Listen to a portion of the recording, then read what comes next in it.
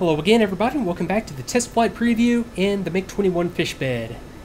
And I'm just continuing on this cross-country navigation mission, looking at the navigation systems that we have here in the MiG-21 and getting more familiar with just the overall handling of the aircraft when it comes to en route navigation and just maintaining trim and just getting from one place to another. I have successfully used at this point the ARC system. That's my just basic radio compass system.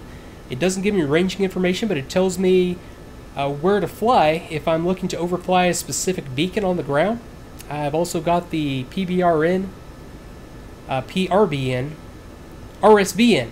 My goodness, this is going to drive me nuts. And these acronyms they're like, some of them are Russian acronyms, some of them are English translations of Russian acronyms, and some of them are just made up. So, and I'm a firm believer in acronyms don't matter. I mean, you'll find that especially in a military environment, you walk into a briefing, you walk into a room, 50 different people are going to use 50 different acronyms, pronounce them differently. It just depends on the context, and as long as everybody knows what you're talking about, it doesn't matter.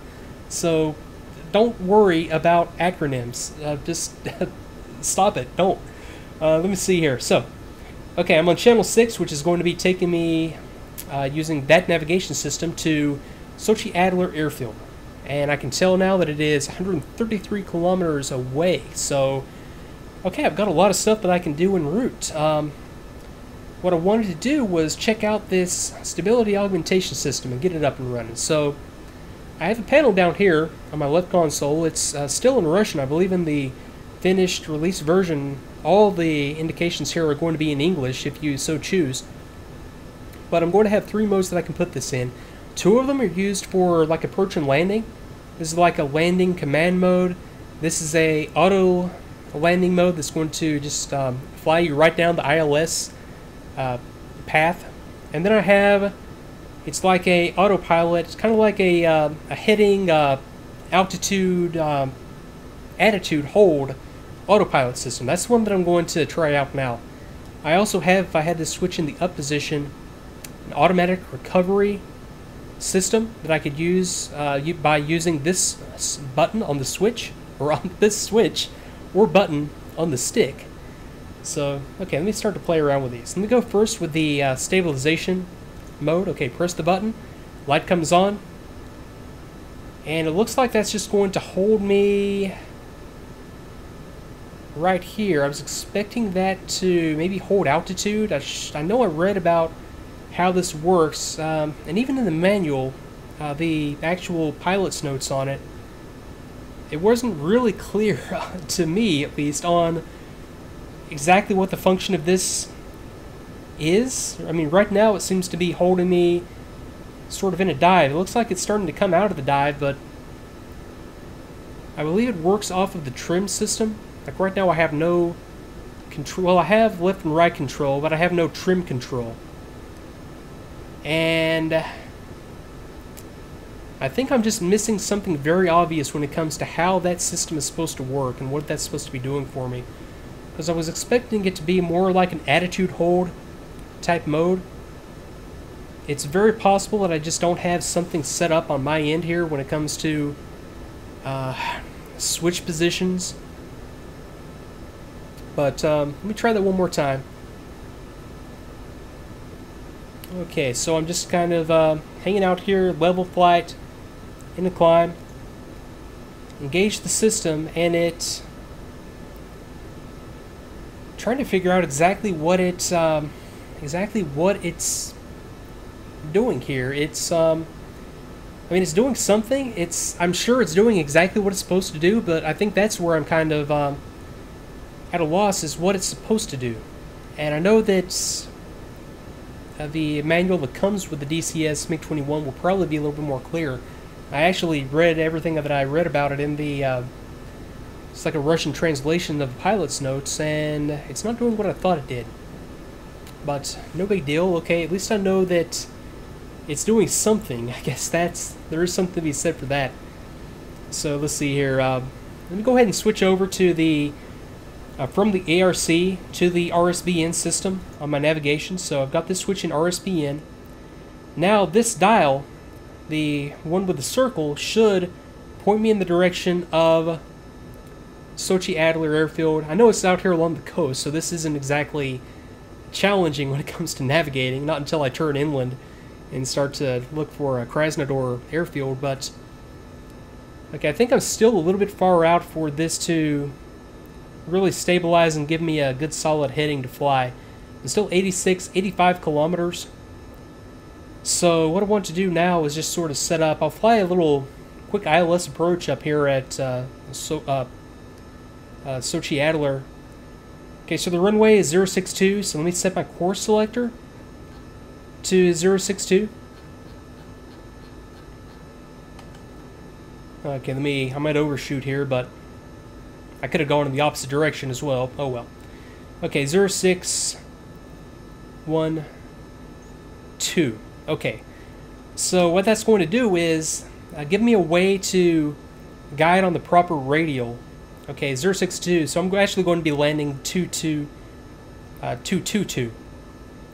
So that's going to put me on the correct radial. So all I need to do now is, once I get a little bit closer and actually get guidance on this thing, I just need to fly so that my needle pointing towards the station is aligned with my course selection that I have there. That'll ensure that I'm on the correct radial and that I'm flying directly at the runway. And then I'll get ILS indications right here in the middle of this HSI is what I would call it. I know it has a different name in Russian, but in the middle of this indication, I'll get ILS needles. I also get needles up here that will give me some guidance indications as well. And you'll see that once. Well, actually, you can see it right now. You can tell that I'm that I need to fly to the right to intercept this radial once I get out there. And I actually need to, yeah, like no kidding, bring it around to the right. Okay, I also need to put her back into a climb and get some more altitude, just so that I don't run out of fuel before I make it. There's plenty of airfields along the way, so I'm not really sweating it. What happens, happens, but I will think a little bit about fuel. Okay, so I'm set up for that leg of the flight. Now I can kind of get back to whatever it was that I was doing. Oh yeah, looking at the stability augmentation system. So let me gain some more altitude and check out the auto recovery feature. Now I have this switch. It's the sort of like the limit altitude, or kind of like the it kind of enables the auto recovery function. So let me try it out real quick. Let me just kind of put it, just say that I was back there in those clouds. I got spatially disoriented and I don't know which way is up. I'm not sure if I'm going towards the ground or if I'm about to stall the aircraft or what. So now all I have to do is press this button, which I have mapped to my HOTAS, and it's going to, oh nice, okay, it automatically puts you back into level flight. And I believe if you are at a low altitude, and I think it might key in on this altitude. I know that you set an altitude for this at some point, and if you're below that altitude, it will aggressively climb back up to that altitude as opposed to putting you back into level flight. So it might be keying in on that radar altimeter low altitude, a warning altitude. It might be. Don't quote me on that, but yeah, it works. Let me try that from a dive. Oh yeah, I need to disable it. To disengage it, I press this button, and now I have control of the aircraft again. Okay, so, okay, I'm in a dive. I'm completely lost, completely disoriented. Okay, depress the switch. Oh, that's aggressive. And, okay, that got me up there. That was about a 5G pull that it put me into right there. But yeah, that, let me disengage it. Yeah, that does the trick. Let me see if my little theory was correct. Does this disengage and engage that system? Let me just... No, I know this does something with that system. I think what this does is it either disengages or engages the altitude part of the system that's kind of built into it. So with that disengaged, I believe it just puts you back into level flight. With the altitude switch set to the up position, or the limit altitude switch set to the up position, I believe it would also put you into an aggressive climb if you were below that altitude. That's my It's my working hypothesis, at least. So, yeah, we'll go with that. Okay, about 40 kilometers from that airfield, Sochi Adler. You go ahead and call them up on the ATC channel 17. That's convenient, right next to it, and call inbound just so they know I'm coming. So at 5, ATC Sochi inbound. Okay.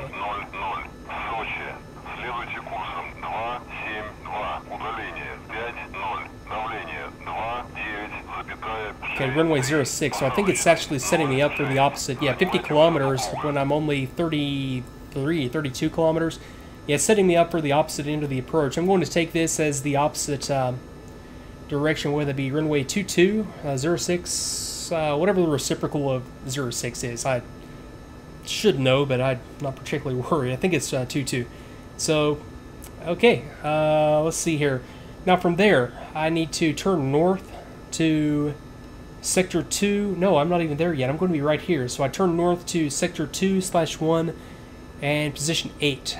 So 2-1, selector 8. And this is going to put me on the ARC channel up there by Makop. So that's going to be the next leg. I will guide on that one. I'll keep it in the RSBN setting. Okay, so now I've got good guidance. I'm heading directly at this place. So let me take it around here to the right and get set up on the proper radial. Let me get rid of my knee board. Okay, so from there it's going to be flying due north. Okay, got it. Okay, so now intercepting the proper radial, you get this indication right here. This little needle that comes up. The one in the middle. Okay, so if I want to intercept this radial, so I want to fly to whatever that is, 222. So, okay, it's going to, if I just fly the needle, it's going to take me over to 222 eventually. It's going to set me up to intercept this. It's going to put me on that radial once everything lines up. So I just need to fly the needle, essentially, and it's going to do everything for me. Now, I also need to put it into the proper mode. Okay, RSBN, so I'm going to use the PRMG, the ILS function that we have here to fly this approach. Well, I was way closer than I thought it was. Okay, so I should get ILS guidance like any time now, unless I'm much mistaken. Oh, I need to put this into the landing position. Now I should pick up ILS guidance, and I can tell that I am right of track and way, way high. So let me go ahead and pull the throttle in. And go ahead and come on around here. Okay, that is the right field, right? 14 kilometers. Is this even the right airfield? It's got to be. It is. Doesn't seem like 14 kilometers, but yeah, I'm a pretty long ways out. Not the best approach in the world, but I'm not the best not the best navigator in the world. Okay, clear visual. Let me go ahead and request landing. I'm just going to make this a quick touch and go. Okay, so let me see if I can pick up ILS guidance here. Okay, let me level out here. Push my throttle back up. Okay, I'm looking for needles in here. Okay, now I'm a little bit a little low, but I'm back onto the right track. Okay, that makes a lot more sense now. And yeah, I've got terrain out here. Boy, I should have. I guess that's why, yeah, I need to pay more attention to my glide slope. And I have been a little shallow, you know, not having that total velocity vector with the scale up there in the HUD, like you do in the A10. I just been overcompensating and coming in way more shallow than I should. The ILS system is set up for, I believe it's about a 4-degree glide slope. Let me just take it back up. I'm going to do that one more time out of a left-hand turn and set this thing up. But yeah, it's a steeper glide slope by design than what I'm used to as well. I'm just having a lot of trouble picking up on how shallow exactly I am when I'm coming in. So I'm just going to take it on back around and do that one more time. Okay, so let's see here. I'm flying 90 degrees offset from the runway. I can tell that because I had the course in right there, so I'm flying, well, actually flying a little bit to the left of 90 degrees from the runway. So I just need to fly until this little needle is about 45 degrees. Make a 90-degree turn to the left. This is, yeah, at about 6 kilometers. So this is, I guess, what's called in the manual the small box approach. So this is a way that I could fly the approach if I was, if I had zero visibility out here and I just needed to do a go-around and just fly off of the instruments. Okay, now I'm flying back down the opposite direction of my intended landing runway. Push the throttles up a little bit.